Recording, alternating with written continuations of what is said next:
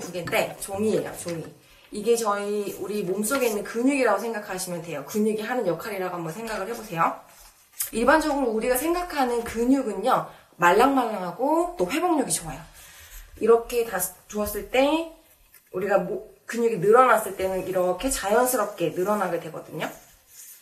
그런데 뭐 때문인지 내가 스트레스가 좀 쌓이거나 아니면 뭔가 힘든 일을 갑자기 했거나 무리를 했거나 아니면 어떤 스트레스가 꾸준하게 계속 여기 근육에 스트레스가 계속 쌓이다 보면 유착이라는 게 생겨요. 그렇게 시간이 지나다 보면 근육이 딱딱해지고 경직되고 피곤하게 되는 거예요. 그런데 그거를 이렇게 설명을 했더라고요, 영상에. 자, 보시면 근육은 이렇게 늘어나죠. 부드럽게 늘어나요. 근데 스트레스를 근육이 받게 되면 이렇게 유착이 생겨요.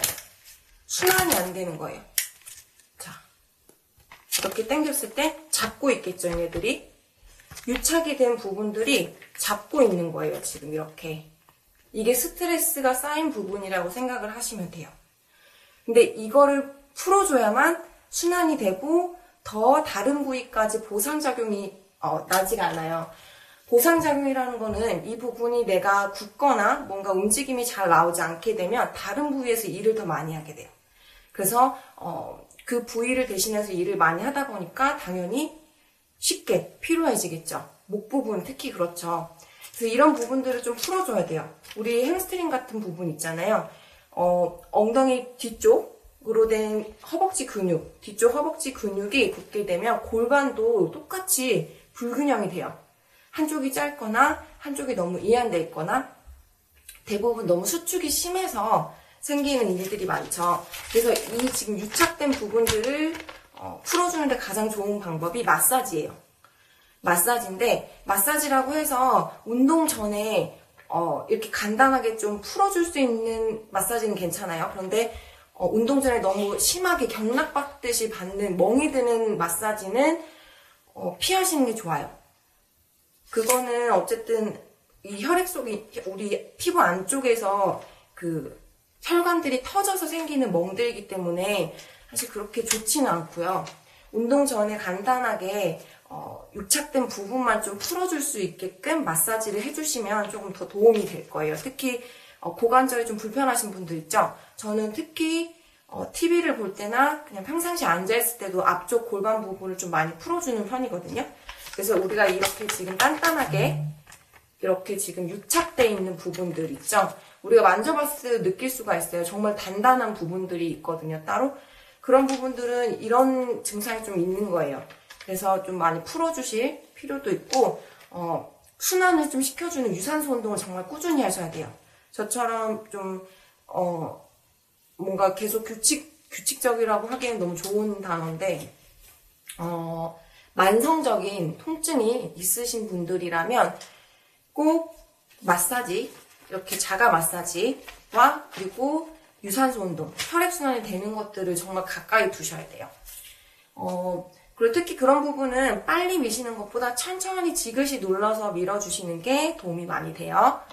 운동을 정말 추천드리는 이유는 저는 운동에 관련된 사실 직업은 아니지만 운동을 이렇게 꾸준히 할 수 있었던 게 몸이 많이 아팠고 또 안 좋은 그런 다이어트도 정말 많이 해봤어요.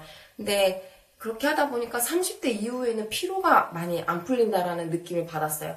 이거는 저 말고도 같이 우리 나이가 들어가는 엄마들도 아이가 조금 크기 시작하면 갑자기 느낄 때가 있어요. 이 무기력감 같은 거. 저는 그래서 막 이불을 갤 힘도 없고 다 너무 귀찮은 거예요. 근데 그런 게 정말 그것 때문에 너무 갑자기 무기력해져서 막 갑상선 검사 있잖아요. 저희 집 내력이 또 갑상선이 있어요. 그래갖고 건강에 신경 굉장히 많이 쓰고 저희 친정 어머니도 제가 어렸을 때 건강식품 같은 거를 그렇게 많이 드셨어요. 음식도 많이 좋은 걸 섭취하셨지만 저희한테 햄 한 번 사주신 적이 없고 정말 지금 생각해보면 지금 먹어야, 정말 챙겨줘야 되는 그 건강식품들을 많이 먹었던 것 같아요. 자연에서 오는 그런 반찬들, 제철 음식. 근데 나이가 들어갈수록, 잘 살려고 열심히 일을 하지만, 어떻게 보면 정말 생활의 질이 많이 떨어지고 있다는 걸 확 느낄 때가 있었어요. 일도 일이지만, 뭔가 내가 잘 살고 있는 건가, 막 이런 게 문득문득 들 때가 있잖아요. 엄마로서가 아니라 뭔가 이 일을 하면서 좀 힘든 게 많이 누적이 됐을 때 정말 운동으로 저는 답을 많이 찾았거든요. 그래서 운동을 놓지 않는 이유도 그런 부분에서도 있고 심리적인 부분도 정말 많아요. 그래서 꼭 운동을 추천을 드리고 싶고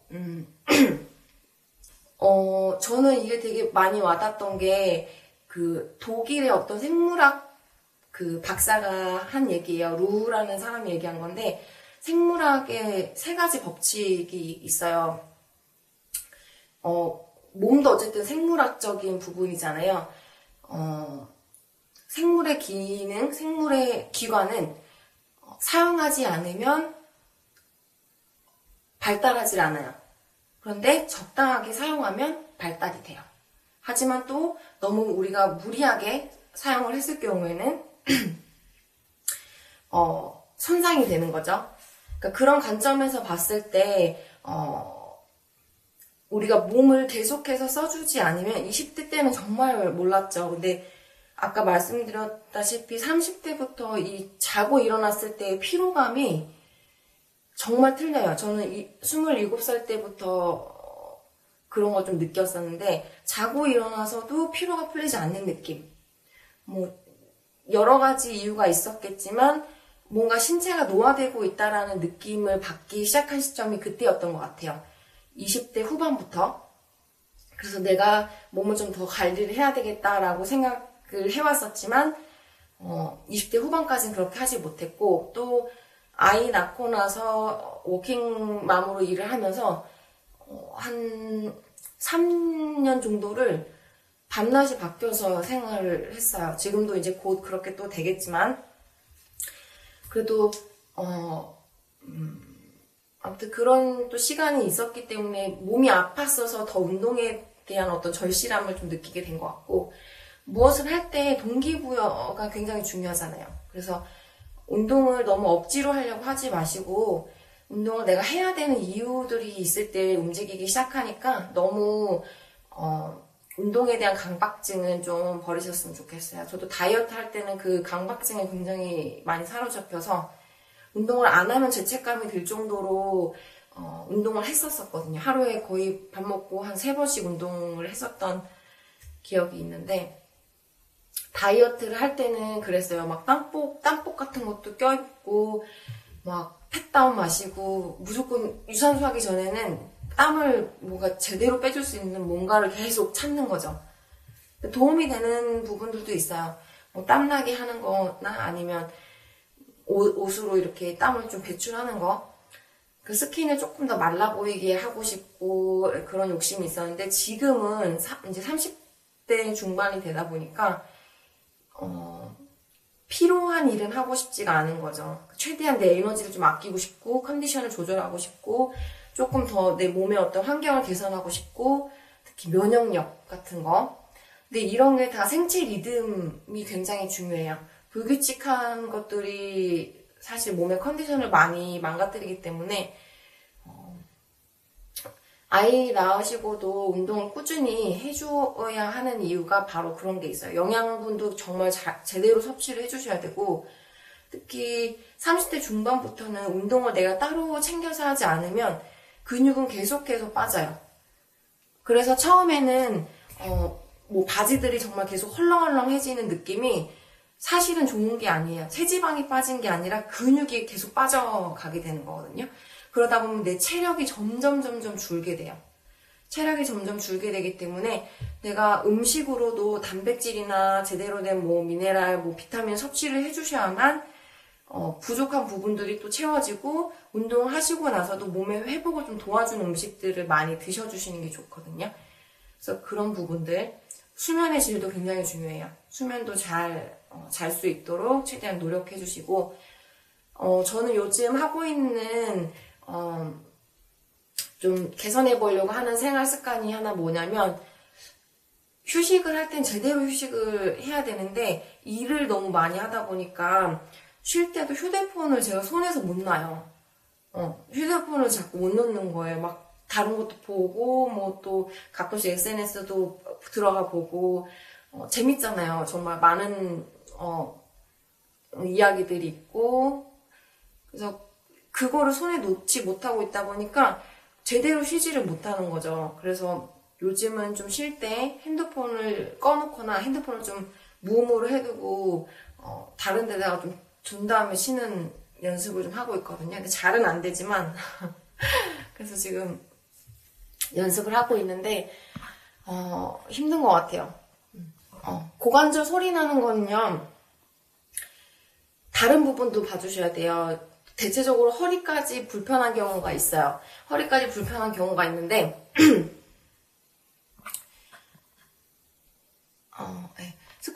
스쿼트 하실 때나 아니면 다리 올렸다가 내릴 때 뚝뚝 하는 소리 있죠. 그거는 대부분 나쁜 건 아닌데 올라가 있는 쪽에서 많이 생겨요. 그러니까 그 소리 나는 부분의 다리 부분을 항상 계단 올라갈 때도 먼저 다리를 올리는 경향이 있고요. 고관절뿐만 아니라 우리 골반의 어떤 중립이 잘 맞춰지지 않아서 생기는 경우도 있고 연발음이라고 해요. 근데 그게 관절에 나중에 영향을 미칠 수가 있어요. 지금은 아니지만 왜냐면 그런 부분이 뭔가 안 맞는 부분이 있기 때문에 그런 소리가 날 수도 있다라는 거. 그래서 나쁜 건 아니지만 저도 초등학교 6학년 때부터 그랬거든요. 제가 편축 운동을 했었어요. 한쪽만 이제 쓰는 운동을 하다 보니까 이 고관절이 항상 불편했었어요. 그때 알았었으면 저도 예방을 좀 하고 보조 운동을 많이 했을 텐데 그렇게 하지를 못했어가지고 지금 좀 만성적으로 생겼었는데 예전에는 통증이 있으면 그냥 참았거든요. 근데 지금은 이런 방법들로 좀 많이 편안하게 풀어주는 편이에요. 근데 아프지 않다면 괜찮은 거예요. 아프지 않다면 괜찮은 거예요. 땀복, 만약에 땀이 잘 안 나시거나, 하시는 분들은 땀복도 괜찮아요. 근데, 이 땀을 좀 많이 이렇게 편안하게 빼주는 원단으로 된, 운동복을 입으시고, 요즘 왜냐면 지금 접촉성 피부염 굉장히 많아요. 저희 주변에도 이 피부에 이렇게 알러지 같이, 두드러기 같이 나신 분들이 있는데, 저도 지금 굉장히 좁쌀러들이 많이 올라왔거든요. 이 지금 계절 때문에 그런 것 같아요. 그래서 피부를 좀 예민하신 분이거나 뭔가 트러블이 있으신 분들은 땀복 같은 거는 안 입는 편이 더 좋을 것 같아요. 근육량이 빠지면서 나타나는 현상 중에 두드러기는 사실 없을 것 같아요. 저는 의사는 아니지만 근육량이 빠지면서 나타나는 현상 중에 두드러기. 근육량이 빠진 것 같은데 두드러기가 나신 거죠. 이거는 저는 추측을 해보자면 근육량이 빠지면서 뭔가 면역성이나 피로회복 같은 게 잘 안 되시고 면역성이 낮아져서 피부에 나타난 거라고 생각해요. 피부의 대부분의 근본적인 원인이 이 면역에 굉장히 연관된 게 많아요. 아토피도 그렇고 뭐 여러 가지 이유가 있지만 특히 스트레스를 받았을 때 제 친한 친구도 스트레스를 받거나 했을 때 막 두드러기 같이 이렇게 올라오는 게 있어요. 보면 되게 신기하긴 한데 이렇게 빨갛게 올라와요. 두드러기 같이. 근데 그게 막 화가 나거나 막 스트레스를 갑자기 받았을 때 또 생길 수 있거든요. 근데 그런 것도 스트레스의 일종이라고 하고 또 장 건강을 좀 많이 챙겨주시면 좋을 것 같아요. 유산균은 거의 다들 드시고 계시죠. 저도 유산균은 지금 먹은 지 정말 오래 한 4년 넘은 것 같아요. 아침마다 매일 공복에 먹고 있고 그러니까 이런 거는 특히 면역성은 뭐 한 번에 사실 떨어지는 것도 아니고 또 한 번에 생기는 것도 아니에요. 그래서 꾸준하게 컨디션 조절을 해주시면서 몸에 맞는 좋은 거 몇 가지만 딱 계속 드셔주시는 게 좋아요. 여러 가지 먹는다고 해서, 오늘 혹시 뉴스 보셨어요? 그 건강기능 식품으로 뭐 나왔었는데, 그게 뭐 다 굉장히 성분이 별거 아닌 성분이었는데, 굉장히 비싼 가격에 팔아가지고 그랬다 하더라고요. 먹는 것 같다 그렇게 하면 안 되는데, 그쵸? 잘 보고 드셔야 돼요. 잘 보고, 출처 같은 것도 잘 확인하시고, 내가 딱 괜찮다 생각하는, 신뢰가 가는 제품만 몇 가지 드시면 돼요. 여러 가지 드실 필요는 없어요. 내가 항상 좋다고 해서 막 이것저것 챙겨 드시는 분들이 있죠. 그리고 왜 이제 방송에 뭐가 막 좋다고 하면은 또 다 한 번씩 드셔보시잖아요. 근데 먹다 보면은 좋고 나쁜 걸 또 스스로가 알 수가 있기 때문에 저는 그런 거 드셔보시는 것도 괜찮다고 생각해요. 저는 수면 시간이요, 저도 들쑥날쑥해요. 제가 밤 장사를 하다 보니까 예전에는 몇 시에 잤냐면 9시, 아침 9시에 자서 오후 4시에 일어나서 출근을 해요. 그땐 차도 없었어요. 차도 없어서 그걸 뭐라고 하죠? 그 버스를 타고, 그 무슨 버스라고 하죠? 그런 걸 무슨 버스라고 하죠? 생각이 안 나. 광역버스인가? 그걸 뭐라고 하지? 서울역까지 타고 가서 거기에서도 전철을 타고 다녔어요. 이만한 짐들을 들고 다녔었는데, 그렇게 몇 년 하고 이제 다니다 보니까 몸이, 그러니까 잘만 챙겨 먹었어도 그렇게 되진 않았을 거예요. 잘만 챙겨 먹었어도 그렇게 되진 않았었는데, 뭔가 들고 어디서 먹고 다니는 거 좀 그렇잖아요. 혼자 막 길거리 다니면서 먹고, 요즘은 그렇게라도 먹어요. 도시락을 정말 계속 싸가지고 다니는데, 안 먹는 게요, 정말 안 좋아요. 제가 안 먹어서도 43kg까지 빼봤거든요. 54kg에서 10kg를 안 먹어서 뺐어요. 뭐를 먹었냐면, 먹은 게 진짜 없는 것 같아. 바나나 조금, 물도 안 먹었어요. 대학교 때는 체중계를 맨날 수시로 체크를 하고 올라가고, 목욕탕에서 계속 땀을 빼고, 사우나에 들어가서 땀을 빼고, 사우나에 들어가서 땀포까지 입고 들어가가지고 안에서 내가 버틸 수 있을 만큼까지 버티고 나오는 거예요. 그리고 또 체중을 재요. 그러니까 이거는 사실 정신적인 부분이 더 문제예요. 내가 다른 사람이 봤을 때 충분히 많았지만 내가 봤을 때는 아직도 너무 보고 싶지 않은 부분들이 많은 거죠. 근데 타고난 체형은 어쩔 수 없어요. 근데 이게 꾸준하게 이어질 수 없는 다이어트이기 때문에, 근데 그렇게 하면 정말 피도 끈적끈적해지고 쥐도 잘 나요. 그렇게 빼면 이 근육의 쥐가 잘 나요. 근육의 쥐가 잘 난다는 거는 다이어트를 안 하더라도 뭔가 몸에 뭔가가 부족하다라는 거거든요. 그리고 순환이 일단 안 된다는 거예요. 그래서 그런 분들은 특히 마그네슘이나 비타민 B군 꼭 잘 챙겨 두셔야 되고, 이게 진짜 그렇게 살을 제가 빼보니까 거의 거식증 수준이었죠. 그렇게 빼다 보니까 나중에는 뭐를 이제 먹으면 그 먹은 죄책감이 너무 큰 거죠. 그래서 또 달려요. 엄청 달려요. 체력이라도 있으니까 그땐 그렇게 해서라도 뺄 수가 있지만 20대 중반에 가면서는 그렇게 빼는 게 더 이상 내가 지속할 수 없는 방법이라는 걸 알게 돼요. 그렇게 되면 아예 운동도 시작 안 하거나 체념하고 그냥 살이 이만하게 또 찌죠. 그게 막 여러 번 반복을 하다 보니까 지치는 거예요. 다이어트라는 건 너무 힘든 거고 운동이라는 거는 너무 힘든 일이다 라고 내가 단정을 지어버리기 때문에 다이어트를 시작하는 것 자체가 너무 스트레스인 거죠. 그래서 이런 거를 정말 잘 내버려둬야 돼요. 내 몸에 어떤 단점들이 있다 해도 그 부분을 어떻게 할 수 없다. 그냥 그렇게 생각하셔야 돼요. 하지만 개선을 시킬 수가 있죠. 체형은 개선을 시킬 수가 있어요.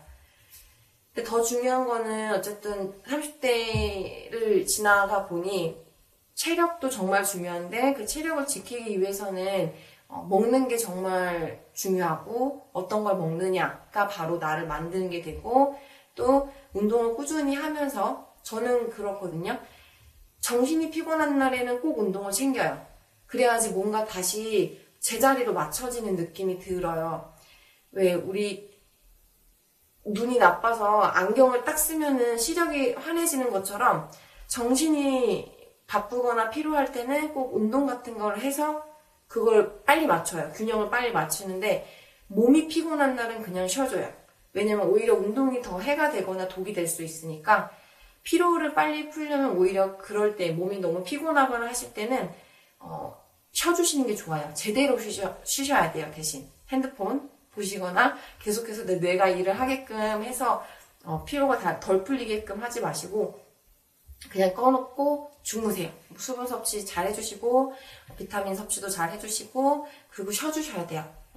그렇게 해주셔야지 컨디션이 오락가락 하지 않게끔 하실 수가 있고 최대한 같은 시간대 운동을 좀 해주시려고 하세요. 그리고 뭐 여러 가지 뭐 특별한 방법을 쓰시지 않아도 돼요. 그냥 내가 좋아하는 나를 좀 에너지를 계속 올려주는 뭔가 습관들, 차를 마신다거나 친구와 뭐 수다를 떤다거나 아니면 뭔가 나한테 힘을 주거나 뭔가 북돋아주는 명언, 내가 짧게 읽을 수 있는 그런 책들 있죠. 그런 걸 좀 읽어주시면 좋을 것 같아요. 저는 대부분 그렇게 해서 해소를 좀 해요. 해소를 그렇게 하는 편이고 그리고 좋아하는 음악 듣고 왔다 갔다 차 운전할 때 좋아하는 음악 듣는 것도 낙이고 아기 낳은 지 200일 런지 스쿼트 홈트. 런지 스쿼트 홈트 무릎 아프실 수 있어요. 조금만 더 무릎이 좀 시큰시큰거리죠. 시큰시큰거리신다는 거는 지금 다른 부분들을 조금 더 보완을 해주셔야 돼요. 앉아서 이거 하는 거 있죠. 다리 누워가지고요. 다리 무릎 이렇게 들어 올리는 거 있어요. 이것도 제가 다음 주 금요일 라이브 때 무릎 보강하는 운동을 가지고 올게요. 운동을 일단 하고 나서 동작하고 나서 아픈 거는요 하면 안 돼요. 뭐가 문제가 있는 거거든요. 동작을 하거나 할 때 제대로 나오지 않기 때문에 그 전 단계 동작에서 보완을 좀 해주시고 하셔야 돼요. 올라가셔야 돼요. 아직 그 단계가 아니신 거예요.